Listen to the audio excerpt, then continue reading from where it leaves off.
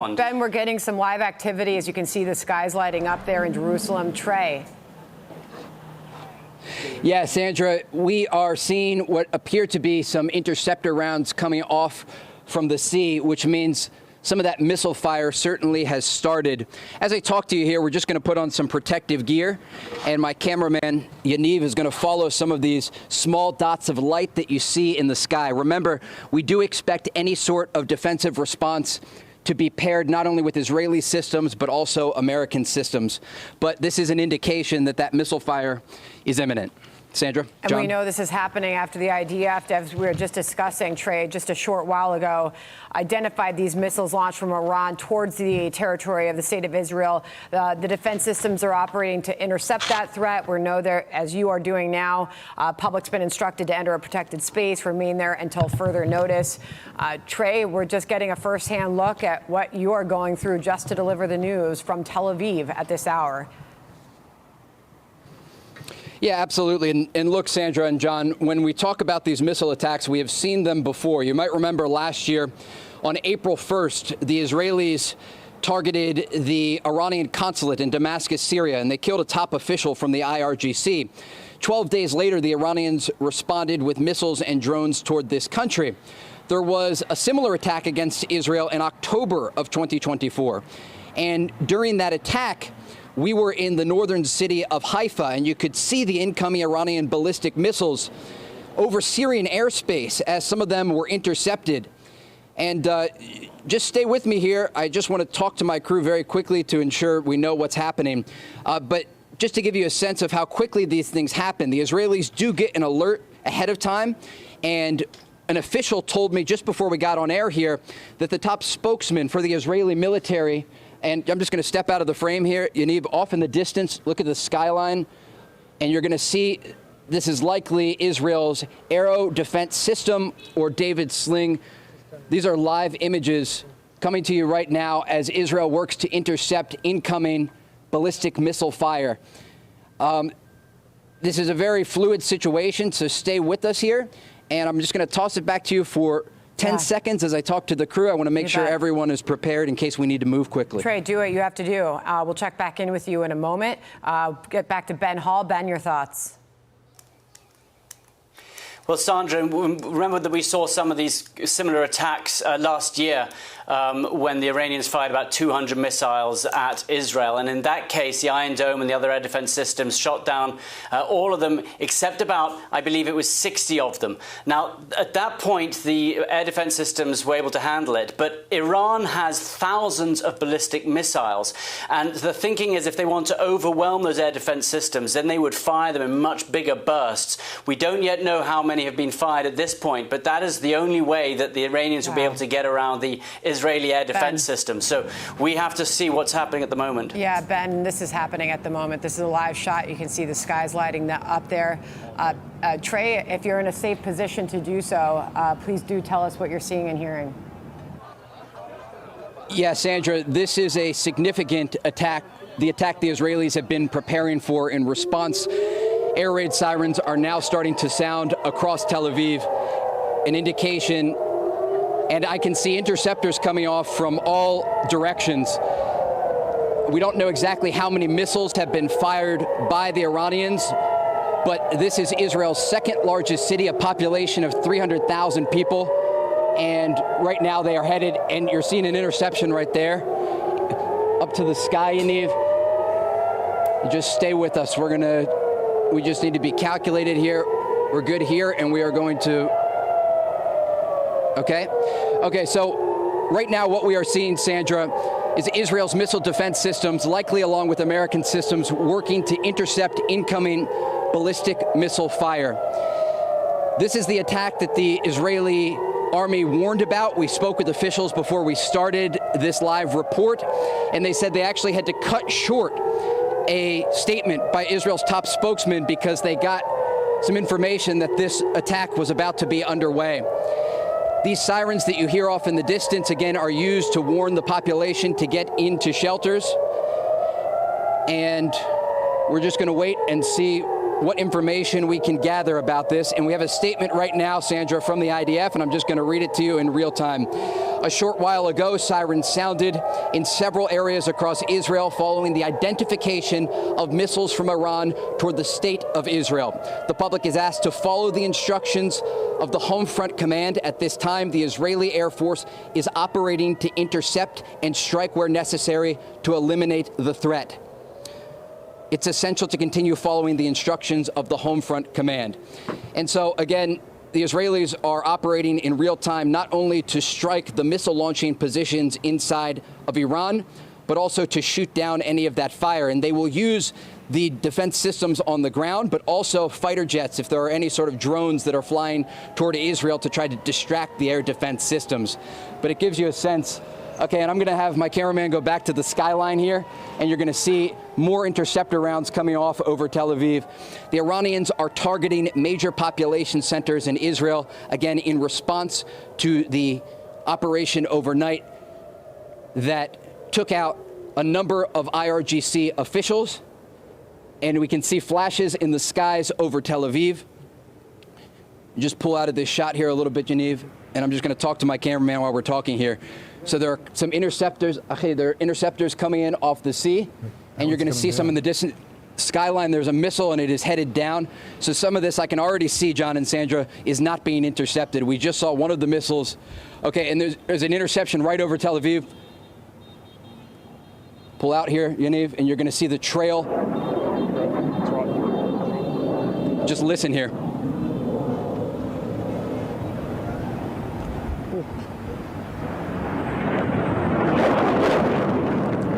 Okay, this is some short-range systems. Stay here, Yaniv. Pull out a little bit. Okay, there's just a massive amount of fire coming to Tel Aviv right now.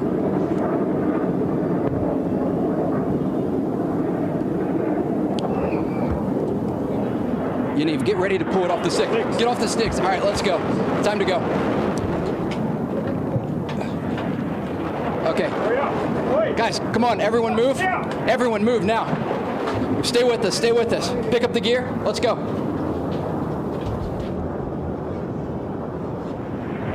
All right, so there you can see, I mean, this has happened again. We've seen this before, but this is a barrage of missiles, the likes of which we maybe did not see the last time. And the other unknown, Sandra, is as Iron Dome and David Sling and the Arrow system and the Terminal High Altitude Air Defense systems are all going off at the same time, it seems here. The last time this happened, there was a coordinated defense between Israel, the United States, and other countries, including Jordan, to intercept these with aircraft as well. Trey, I mean, it's unbelievable to see what we're seeing going on in the skies above Tel Aviv right now. Yeah, John, Sandra, you saw those live images. Israel is under a massive ballistic missile barrage. I have reported here for nearly 7 years and never seen such an attack against an Israeli city.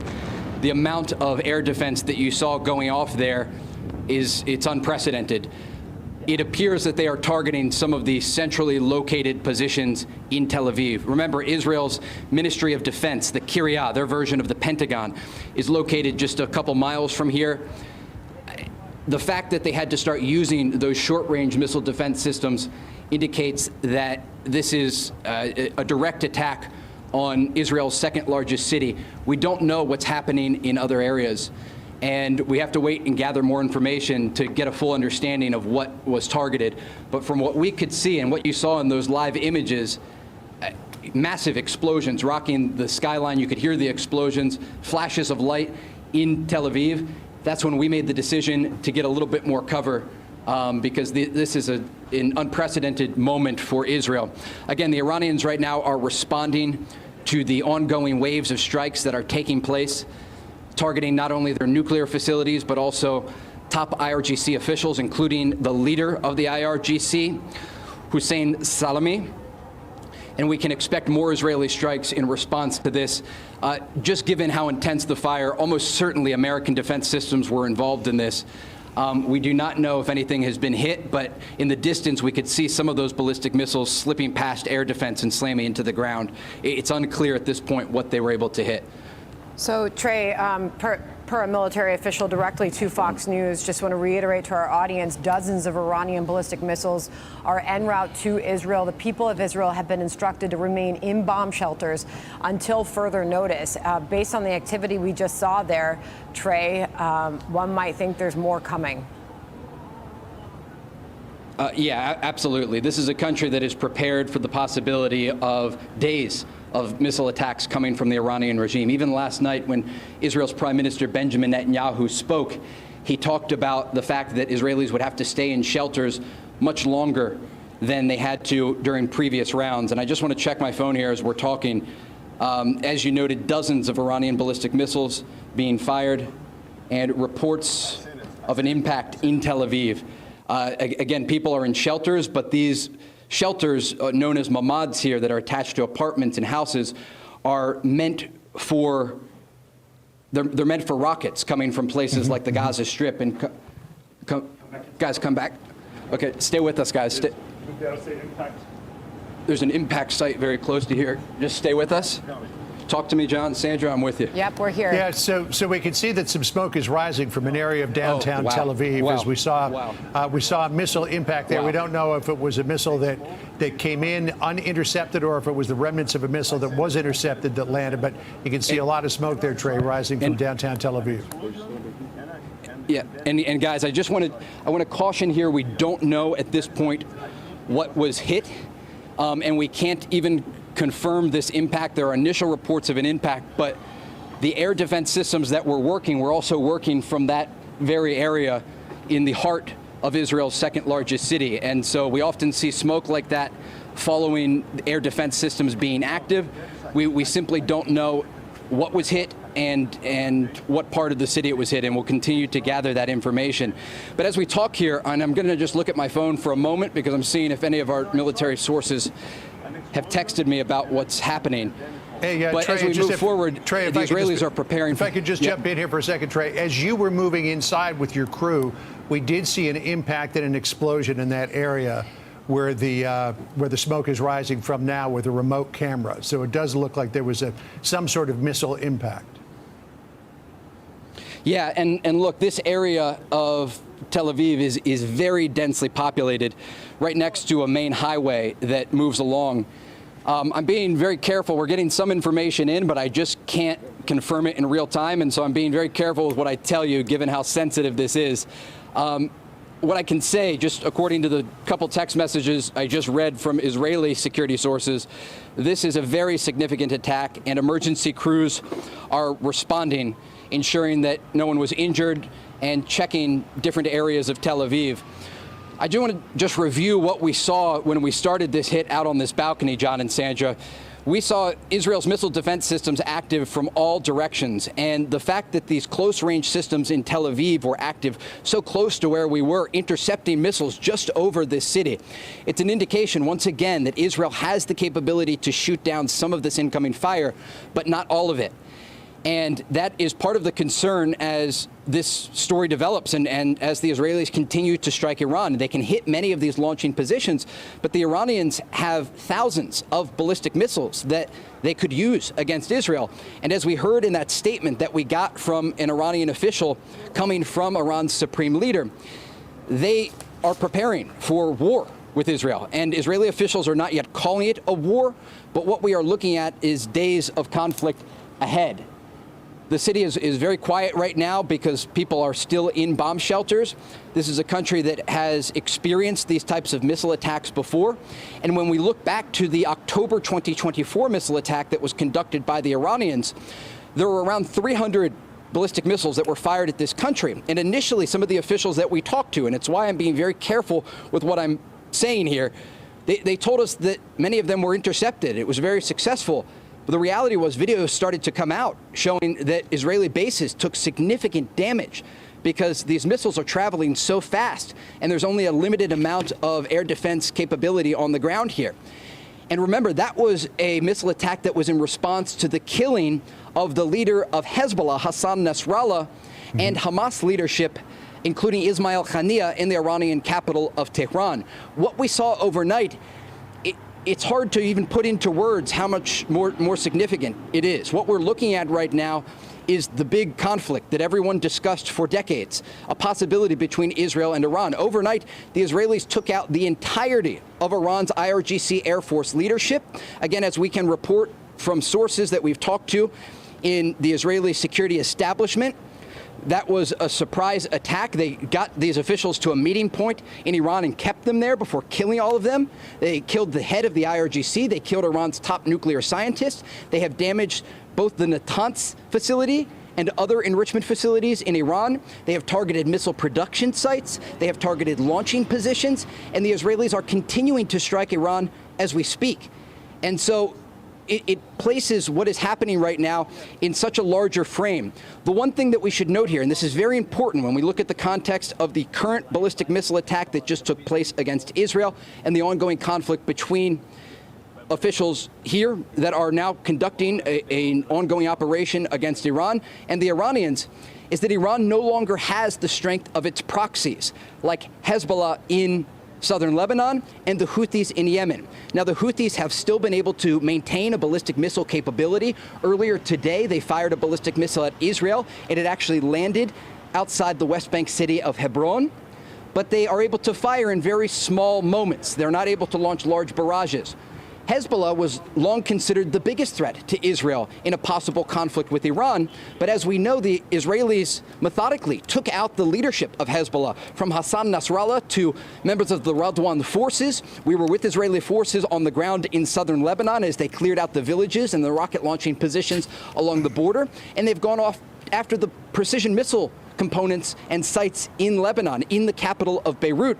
And so Israel's main focus right now is defending not about attacks from places like Gaza or Lebanon or Yemen, but directly from Iranian territory. And we know that they have the ability to strike major population centers. We're getting in some new information now from the top spokesman for the medics in Tel Aviv. And they say that following the recent red alert sirens, no calls have been received for emergency dispatch at this time. So it's an indication that despite the fact we saw some of those missiles landing inside Israel and those interceptions overhead that certainly create significant shrapnel that rains down on the population below, at this point, initial reports indicate there are no injuries. Again, this is very preliminary information. And as we talk here again, I'm just checking through the different sources that we're getting information from. And I, again, just want to be very careful about what I report live here because we're getting a lot of different information and we need to confirm it in real time. John, well, Sandra? that certainly would be extraordinary, Trey, if you don't have any injuries. We saw at least 3 impacts. Looked like a couple were from damaged missiles that had been intercepted, and then one seemed to come in full force, and the smoke hanging over Tel Aviv. But if indeed this is the beginning of war between Israel and Iran, it would seem to me that it's going to look very different depending on which country you're in. Iran has no other capability, it would seem, other than to throw these ballistic missiles into Israel. Meantime, Israel is capable of widely penetrating Iran's airspace, launching pinprick attacks to take out its infrastructure. And so Iran's got to be worried that while it may be able to lob missiles at Israel and get the odd impact, as we saw here tonight, Israel can hit where it wants, when it wants, and who it wants. Yeah, absolutely. And look, the other part of all of this, and I think it's something we have to talk about, it's the American forces and the bases and embassies across the region. And we saw earlier in the week a decision that was made by the Americans to partially evacuate the U.S. embassy in Baghdad. All non-essential personnel told to leave. Other embassies and U.S. missions in places like Bahrain and Kuwait, there was a voluntary evacuation order for the family members of embassy staff and military forces in these areas. The concern is that not only will Iran try to target Israeli population centers like Tel Aviv and Jerusalem, but that the Iranians will try to target U.S. bases and U.S. forces in the Middle East. And I think back to January of 2020. I was in Baghdad, Iraq, reporting following the drone strike that was ordered by President Trump to kill top Iranian General Qasem Soleimani. And at the time, the Iranians responded with 13 ballistic missiles, and they soared through the skies of Iraq and targeted western Iraq at a base called Ain al-Assad. there is concern that something like this could happen in the hours and days ahead as the Iranians respond to the Israeli strikes. All right, Trey, John, we're Sandra. going to let you catch your breath, check in on your sources. We'll check back in with you shortly.